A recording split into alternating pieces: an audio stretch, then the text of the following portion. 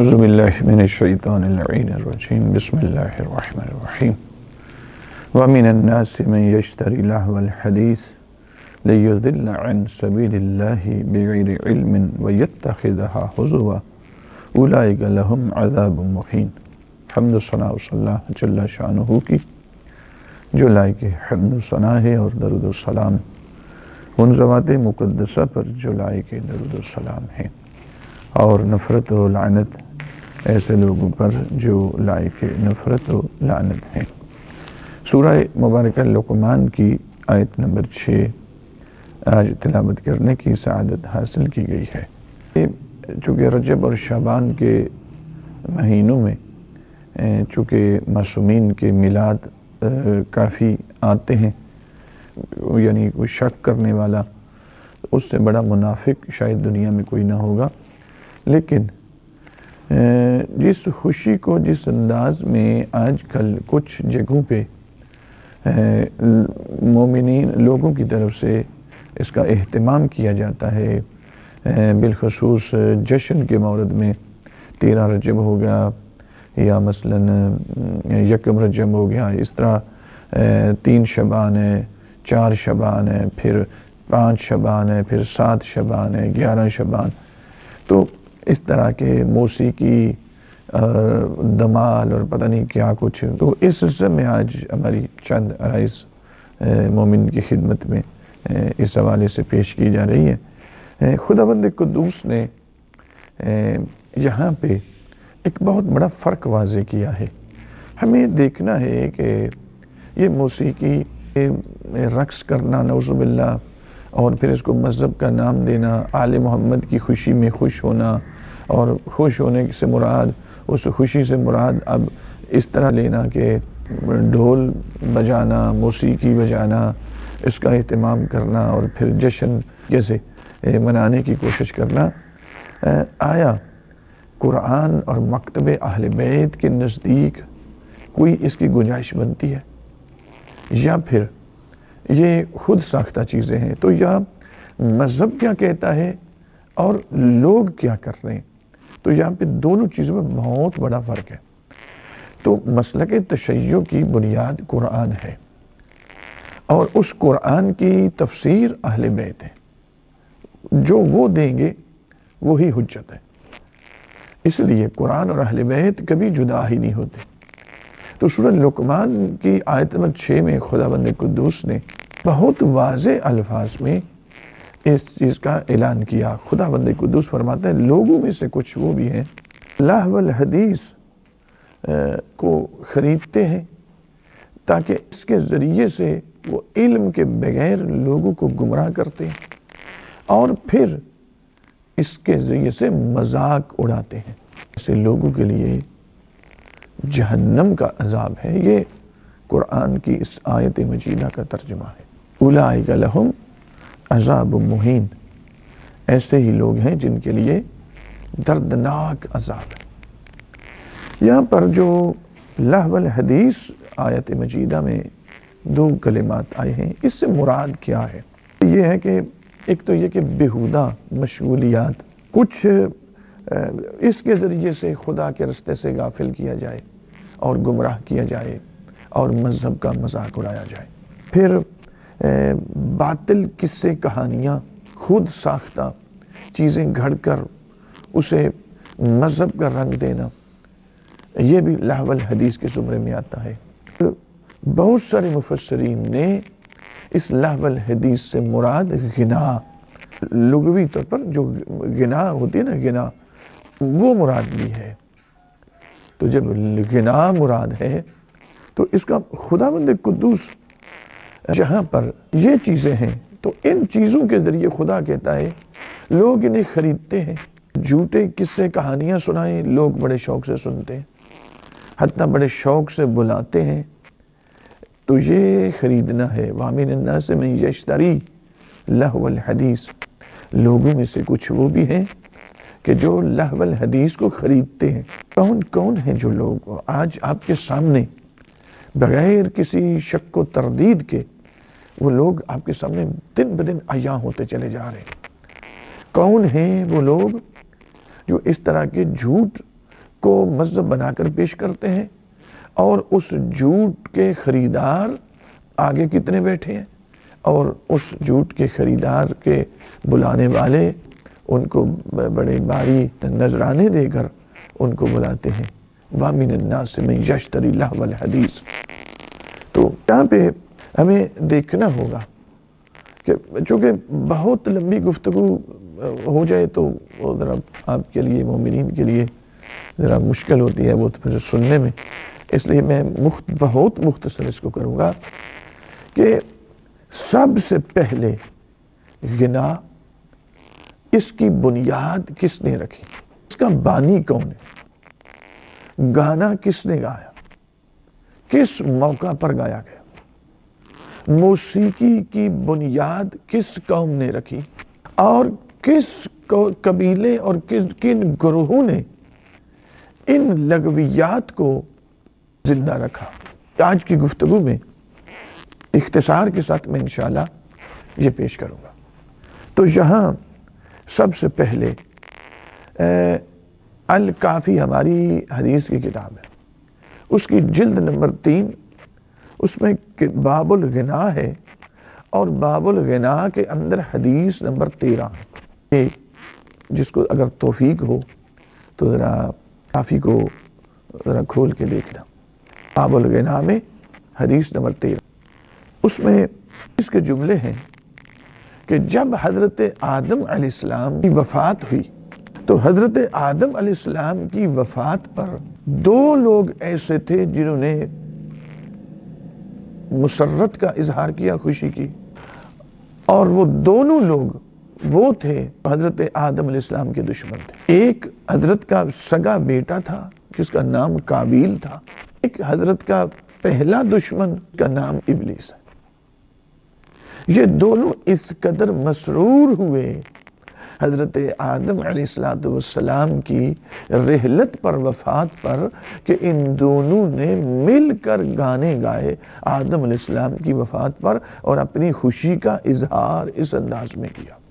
میں ان بد نصیب ناسبیوں کو بھی کہوں گا کہ جو تم کہتے ہو کہ امام حسین علیہ السلام کی شہادت پر جشن منایا جائے، اللہ کا گھر اجاڑ دیا جائے اور تم جشن مناؤ، اپنا حساب کرو تم بھی کہاں پہ کھڑے ہو۔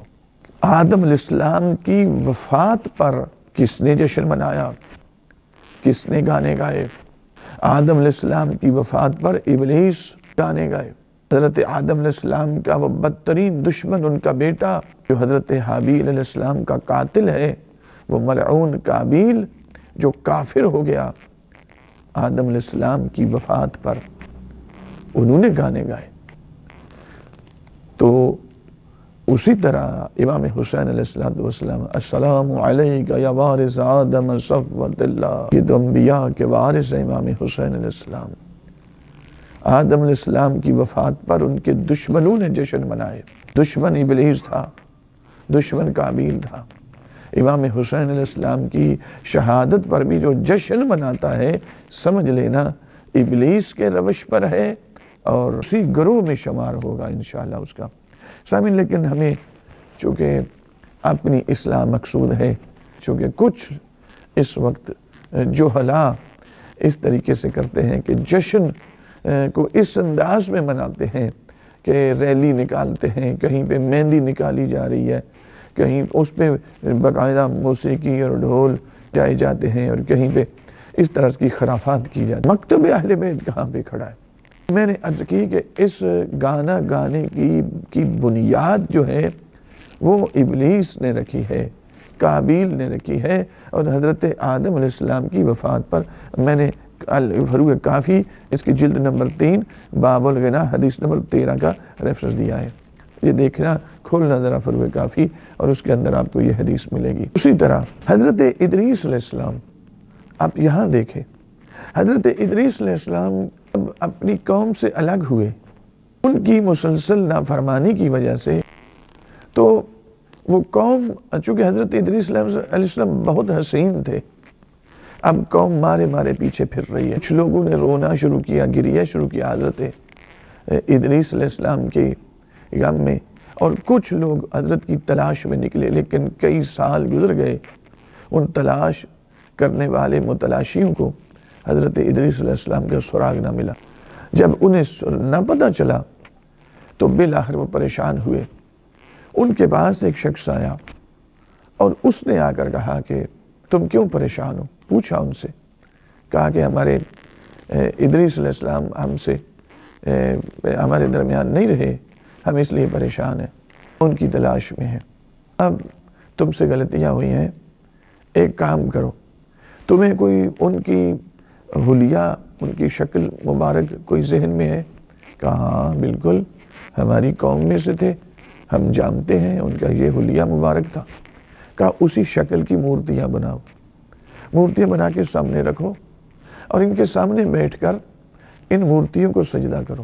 یہ پہلی قوم ہے ادریس علیہ السلام کی جس نے بت سازی کی بنیاد رکھی، اور جس کے کہنے پہ کر اچھا تو کہا یہ کرو، شاید اس پر ادریس علیہ السلام راضی ہو جائیں کہ میری قوم مجھ سے بڑی محبت کرتی ہے اور وہ واپس آ جائے۔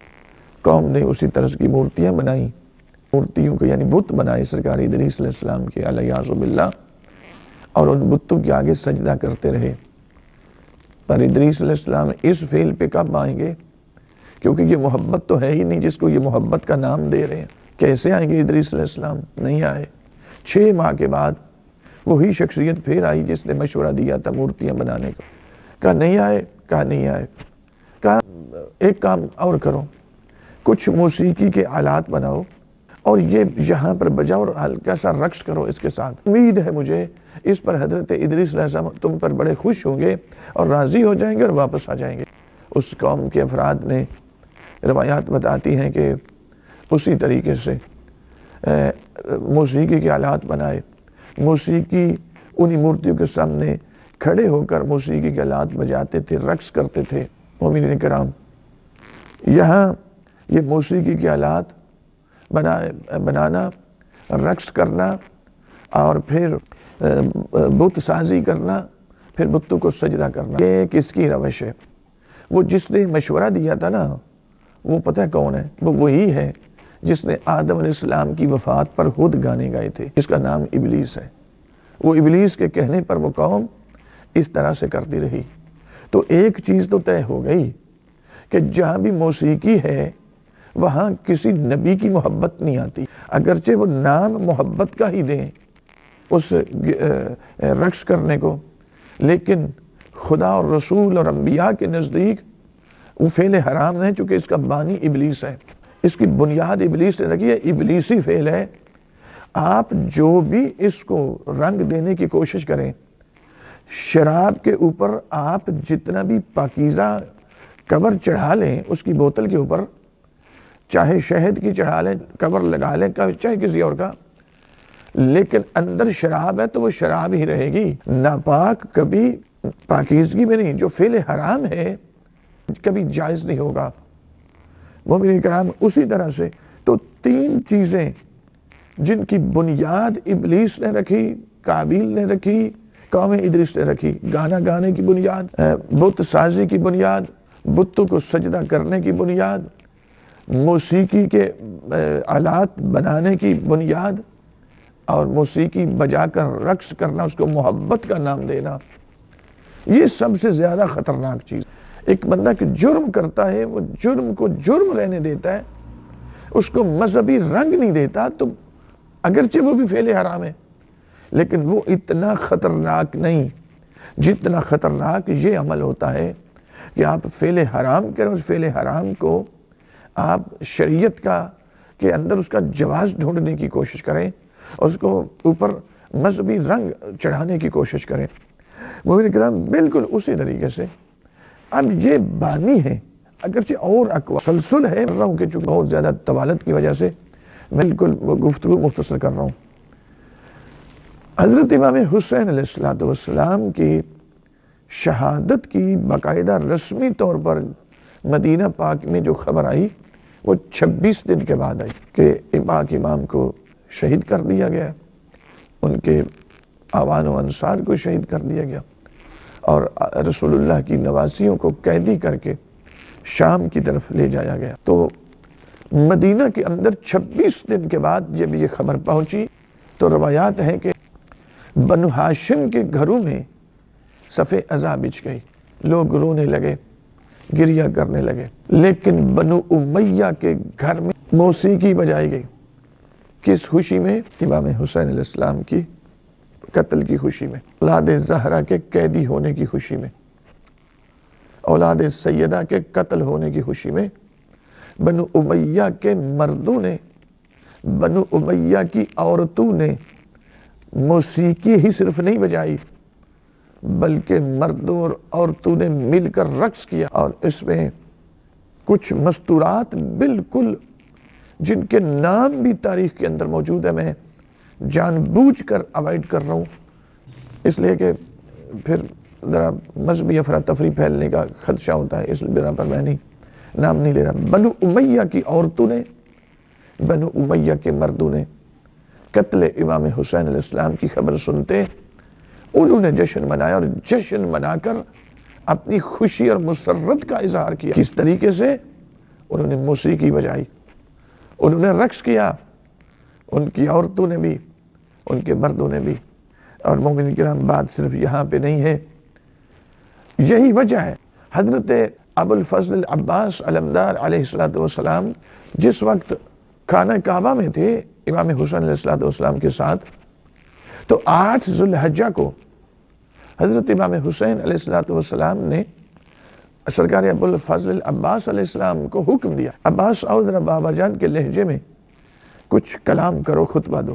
عباس مولا کعبہ کی چھت پر تشریف لائے، اور کعبہ کی چھت پر آ کر سرکار عباس علیہ السلام نے خطبہ دیا، اور بہت ہی معارف سے بھرا ہوا خطبہ ہے۔ اس میں پہلا حصہ جو ہے وہ توحید بیان کرتے ہیں، پھر توحید کے بعد امیر المومنین کی خصوصیات، امام حسین علیہ السلام کی خصوصیات بیان کرتے ہیں۔ خانہ کعبہ بیت تھا تو قبلہ کیسے بنا، پھر جن لوگوں نے امام حسین پر کعبہ کا دروازہ بند کیا ان لوگوں سے خطاب کیا، اور بیان کرتے کرتے اگلے حصے میں جب آتے ہیں سرکار ابو الفضل عباس، اور واضح رہے یہاں جب سرکار عباس خطبہ دے رہے ہیں نا تو سامنے 3 حجت خدا بیٹھے، امام حسین علیہ السلام، امام سید سجاد علیہ السلام، حضرت امام محمد باقر علیہ السلام، اور عالمہ غیر معلمہ شریکۃ الحسین عالیہ سلام اللہ علیہ وہ بھی تشریف فرما۔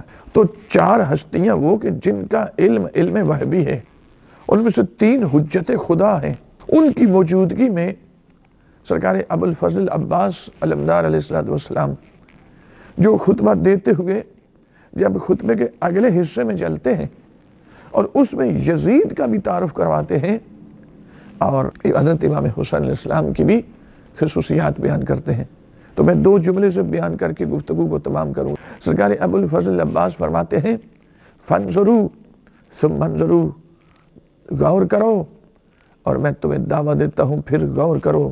کس پر؟ ان میں فرق کرو۔ کیا تمہیں فرق نظر نہیں آتا؟ کس میں؟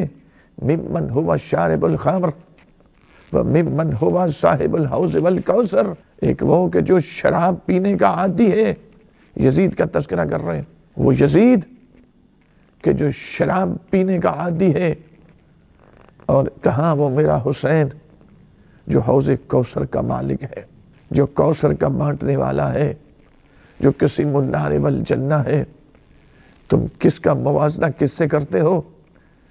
فانظروا ثم انظروا، غور کرو اور اس پہ غور کرو۔ اور اگلا جملہ سرکار ابو الفضل عباس فرماتے ہیں وَمِمَّنْ هُوَ فِي بَيْتِهِ الْوَحْيُ وَالْقُرْآنِ، وہ کہاں میرا حسین کہ جس کے گھر میں وحی خدا اترتی اور جس کے گھر میں قرآن آیا ہے، جو صاحب قرآن ہی نہیں، وہ وارث قرآن بھی ہے، وہ وارث انبیاء بھی ہے۔ وَمِمَّنْ هُوَ فِي بَيْتِهِ اللَّهْوِ وَالدَّنَسَاتِ، کہاں وہ یزید کہ جس کے گھر کے اندر لہو و لعب ہے، جس کے گھر کے اندر موسیقی ہے، جس کے گھر کے اندر ہر فعل حرام کا ارتکاب ہوتا ہے۔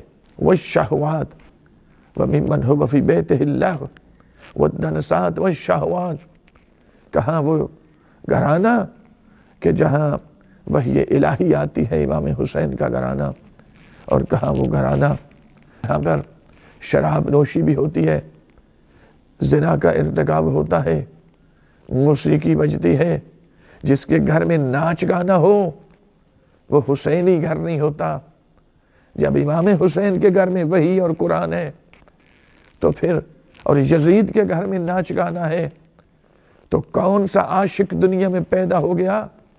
امام حسین علیہ السلام سے بڑھ کر سرکار علی اکبر سے محبت کرنے والا، امیر المومنین سے بڑھ کر امام حسین علیہ السلام سے محبت کرنے والا، رسول اللہ سے بڑھ کر سرکار سید الشہداء سے محبت کرنے والا، کہ امام حسین علیہ السلام کی میلاد مسعود ہوتی ہے تو آقا دو جہان اور ملائکہ آ کر مبارکیں دیتے ہیں، اور کس طریقے سے میرے آقا غلاموں کو آزاد کرتے ہیں، صدقات دیتے ہیں، لوگوں کو روزہ رکھنے کا حکم دیتے ہیں۔ کہاں اسلوب اہل بیت، کہاں مکتب اہل بیت، اور کہاں وہ لوگ کہ جن کو مذہب کی ابجد کا پتہ نہیں ہے، کہ وہ کرتے تو وہ کام ہیں جو یزید کے گھر میں ہوئے تھے، جو بنو امیہ کے گھر میں ہوئے تھے۔ ذہن میں رکھیں، جس چیز کا بانی ابلیس ہو وہ کسی صورت بھی حلال نہیں ہوتی، وہ فعل حرام ہوتا ہے، کی حرمت ذاتی ہوتی ہے۔ چونکہ موسیقی کا بانی ابلیس ہے، گانا گانے کا بانی ابلیس اور قابیل ہے، تو کس نے بنیاد رکھی اور کس نے اس شیطانی بنیاد کو زندہ رکھا؟ وہ تو بنو امیہ ہیں، جنہوں نے قتل امام حسین علیہ السلام پر موسیقی بجائی، جنہوں نے رقص کیا۔ مرد و زن نے، مرد و خواتین نے، سب نے مل کر رقص کیا۔ آج امام حسین علیہ السلام کے جشن پر موسیقی بجا کر رقص کرنے والا، سرکار علی اکبر کی میلاد مسعود پر جشن کی شکل میں خوشی مناتے ہوئے رقص کرنے والا، موسیقی بجانے والا، اپنا شمار کر دیکھے، اپنا حساب کرے اور توجہ کرے۔ فانظروا ثم انظروا۔